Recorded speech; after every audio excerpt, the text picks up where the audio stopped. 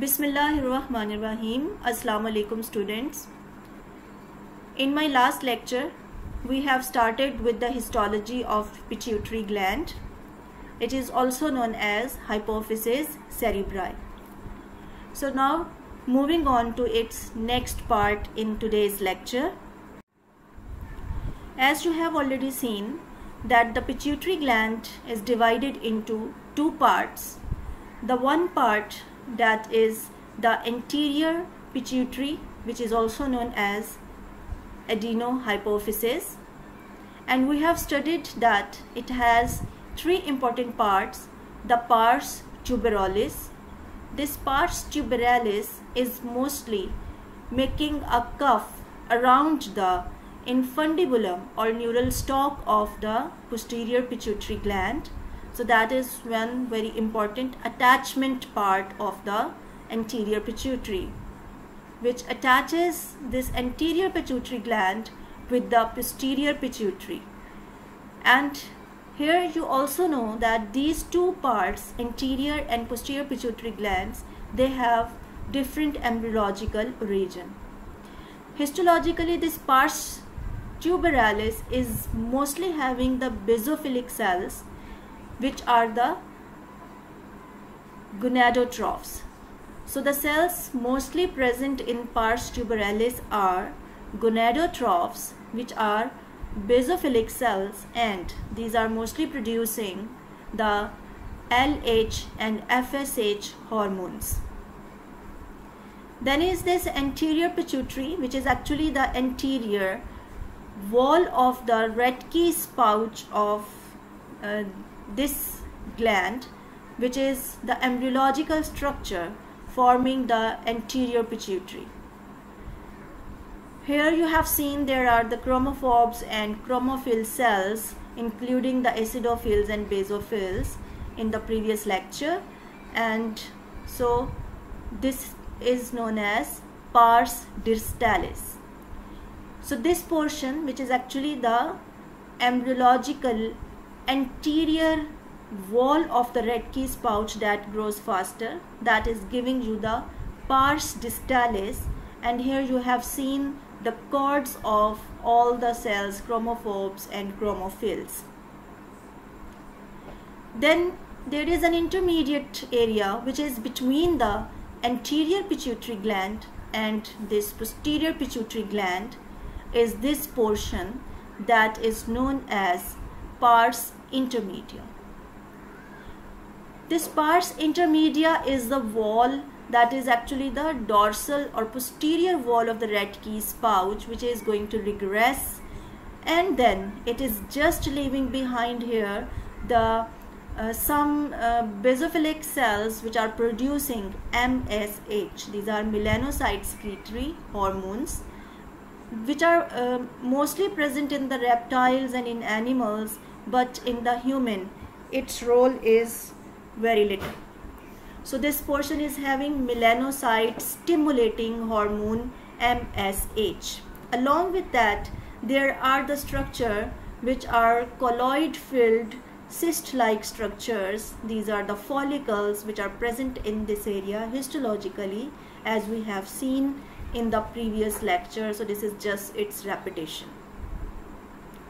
Now moving on to the posterior pituitary gland, which we have seen already that this is also known as neurohypophysis. This is going to develop embryologically from the floor of the diencephalon, so that is having the neural tissue, and it has its attachment with the diencephalon, which is the hypothalamus. So with the median eminence of hypothalamus down, there is this neural stalk which is known as infundibulum of the posterior pituitary gland, and then this portion that is the pars nervosa. So posterior pituitary, which is also known as neurohypophysis, that has two parts: the infundibular stalk, which is connecting the posterior pituitary gland to the median eminence of the hypothalamus, and so here you can see in this portion a bit histological section, that this interior part, pars distalis, is having the cords of the chromophil cells, which include acidophils and basophils, plus here are the blood capillaries, which are the fenestrated blood capillaries. In the pars intermedia, these are the colloid filled cysts. This is also colloid filled cyst here, and here you can see some cells which are melanocyte stimulating hormone MSH. Here you can see, which is going to be produced in this part. Now this portion posteriorly, that is the neurohypophysis. This portion here, where you can only see the unmyelinated axons, they are making up the pars nervosa. So here are the release of the two important hormones from this posterior pituitary, the ADH, which is antidiuretic or vasopressin hormone, or the other hormone is the oxytocin. So again here you can see that this posterior pituitary having the neuronal component and has through this infundibulum, it is going to attach with the hypothalamus. So actually you must remember that the posterior pituitary gland, which is the neurohypophysis, and this is having the connection with the hypothalamus, which you already know. So the neuronal cell bodies which are secreting the cells, these are present in the hypothalamus. There are the supraoptic nuclei which are secreting the antidiuretic hormone, and the paraventricular nuclei in hypothalamus, these are releasing the oxytocin. All of these two hormones which are secreted here, they are going to transport it along with that axons, and these unmyelinated axons, they are passing towards and entering into the pars nervosa, and then they are transporting along with them the hormones as well. So these axons, they converge at the median eminence, and then here they are going to form the bundle of nerve fibers which are known as hypothalamo-hypophyseal tract. So here from the median eminence, these are producing the hypothalamo-hypophyseal tract of the nerve bundle, and then this tract passes through the infundibulum and then enters to the pars nervosa, where the axons, they terminate in the Hering bodies, which are their terminal endings of these axons, and at these dilated axonal terminations, which I am saying are the Hering bodies, because they resemble the fish of the bones of the fish. They are just resembling bone fish. So at these Hering bodies, there are the collection and storage of the hormones which are secreted from the neurons present in hypothalamus. So these Hering bodies, they are going to have membrane bound secretory granules, and then when required, they are releasing these hormones through exocytosis. And I hope from physiology knowledge you already know that from the neuronal cell bodies in the hypothalamus, the ADH and oxytocin hormones are released along with one binding protein complex, that is neurophysin.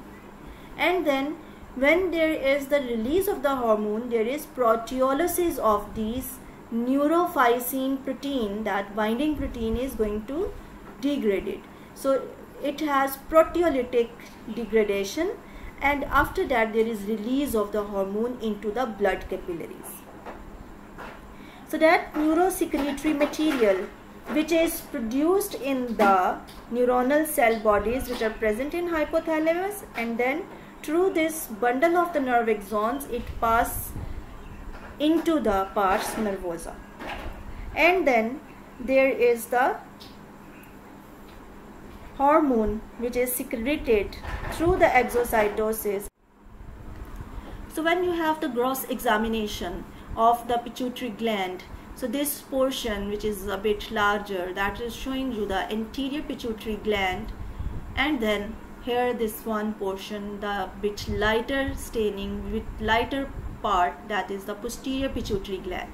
And of course this is an endocrine gland and enclosed with the capsule.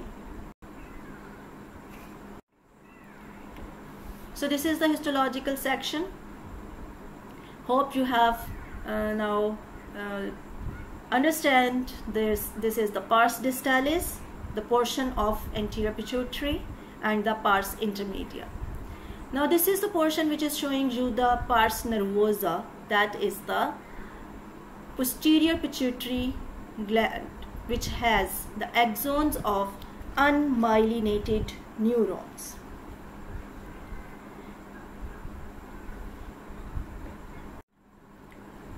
So this is the histological picture in which you have already seen this portion which is pars distalis, that is anterior pituitary. This portion intermediate one is the pars intermedia, that is the intermediate portion between anterior and posterior pituitary gland. And here you can see this part which is a bit lightly staining, and actually that is very poor demarcation in normal H&E stained slide, that this is the neurohypophysis or the posterior pituitary gland, where mostly you are going to see the unmyelinated axons. Along with that unmyelinated axons, there are the another type of the cells which are the pituocytes.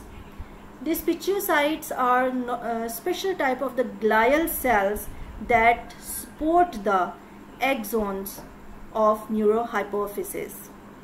These are mostly polygonal shaped cells, and they are having the cytoplasmic processes, and but these are on histological preparations, they cannot be observed,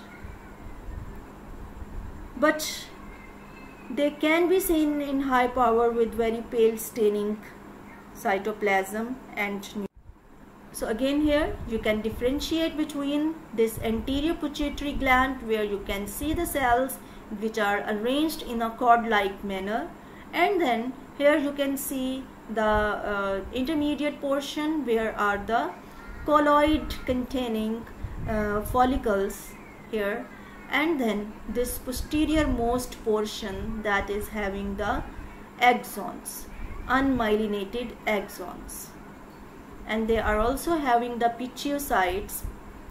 So if I want to draw to show you the pituocyte with pale staining cytoplasm and nuclei, so this is one cell which you can demarcate here, so that is a bit resembling the pituocyte. Again here this is one cell. So these pituocytes are actually the supporting glial cells which are present along with the axons. This is showing you the complete and detailed histological picture of the posterior pituitary gland, the neurohypophysis. And you can very well appreciate here the by these arrows that these is showing you the axons. These fiber-like structures, these are the axons. So the posterior pituitary gland that comprises that axons, these are unmyelinated axons, and their terminal dilatations are here. These are the hearing bodies. These are in this picture, in this high power picture, you can very easily see that these are the hearing bodies which are the terminal dilatations of the axons, and here the hormone and neurophysin complex is stored, and when there is required through exocytosis, they are released. So this is the neurophysin hormone complex which is stored in these dilated hearing bodies. Also that has the capillaries, which are the fenestrated capillaries.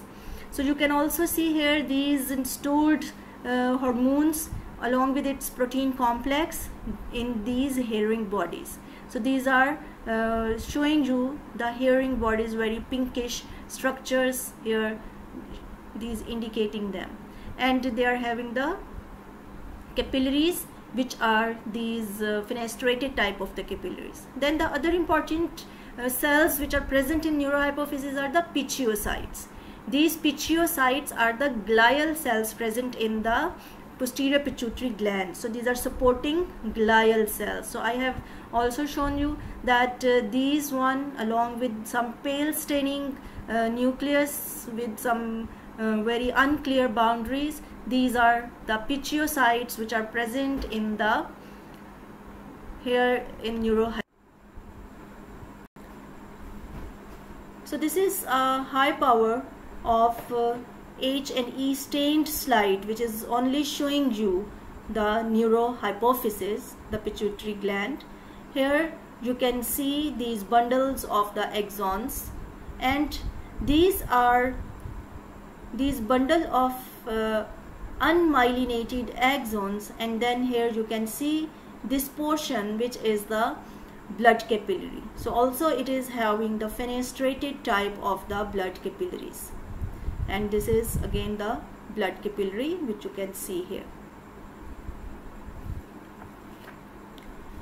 So the next cells, as you have already said, that these are the pituocyte cells which are present in the neurohypophysis, and these pituocytes, these are the highly branched glial cells with cytoplasmic processes, and these are making up the 25% of the volume of the posterior pituitary gland.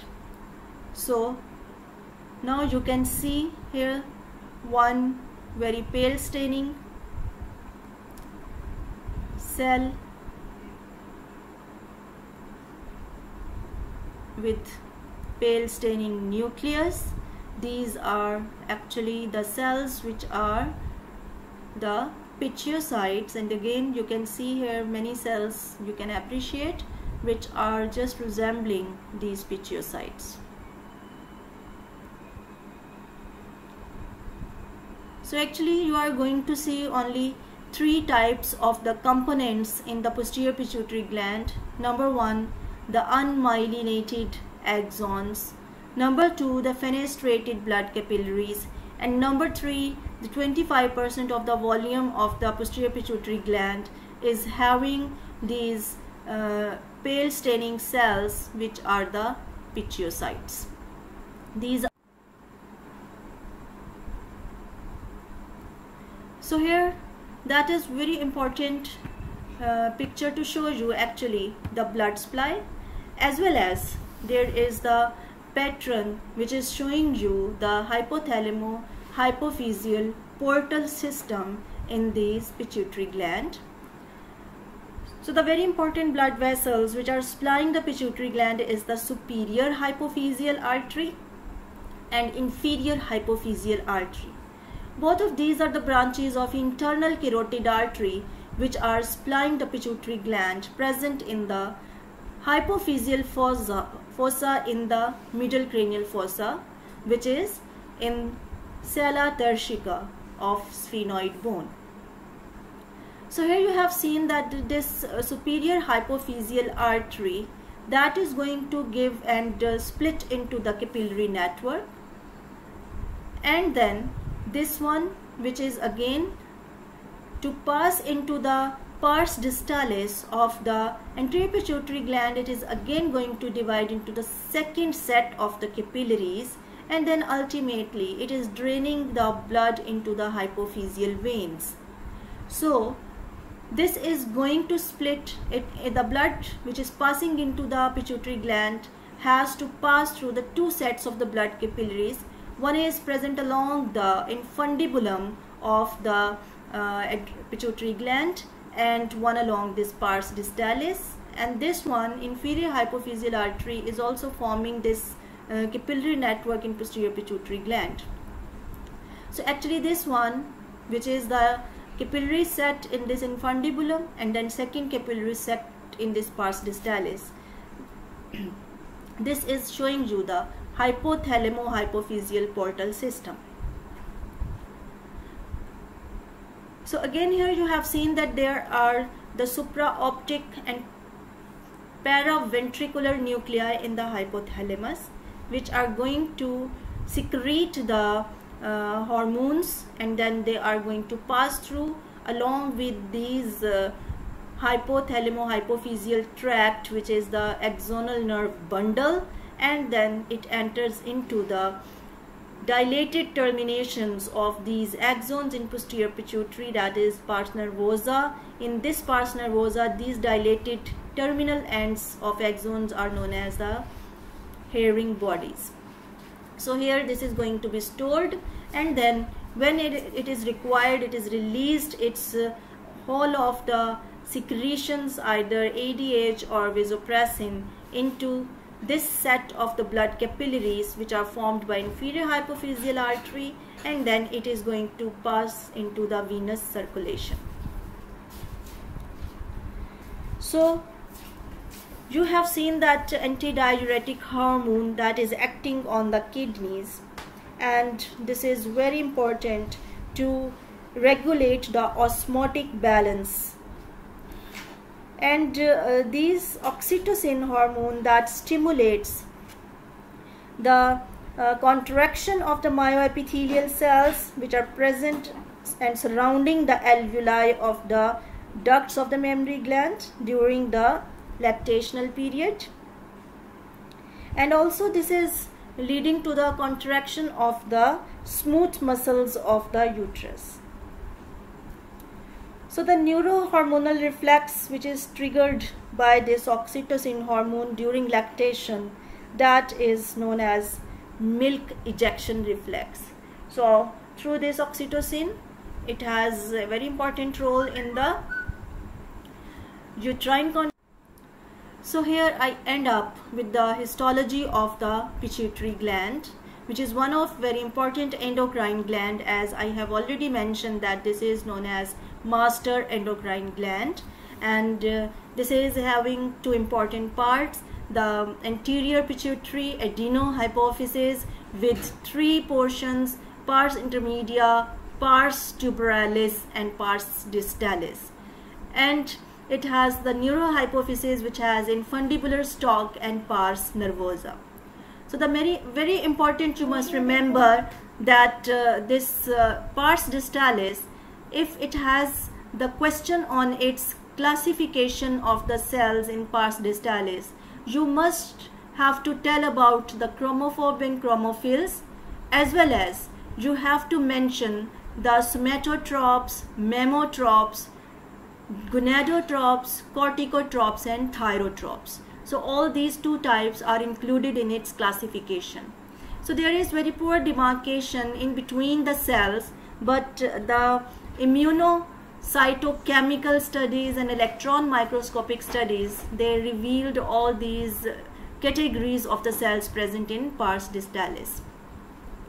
So please, you must remember that this endocrine system is also very important in university examination. Its SCQs regarding the adrenal gland and the histology of pituitary glands are seen many times. So please be prepared. And also in my next lecture, I'm going to cover with the thyroid gland. That is also very important. So never miss that endocrine system during preparation. That is very important in university examination point of view. So if you have any problem in your concept or any question you want to ask, please feel free to contact me and ask me the question. Thank you very much.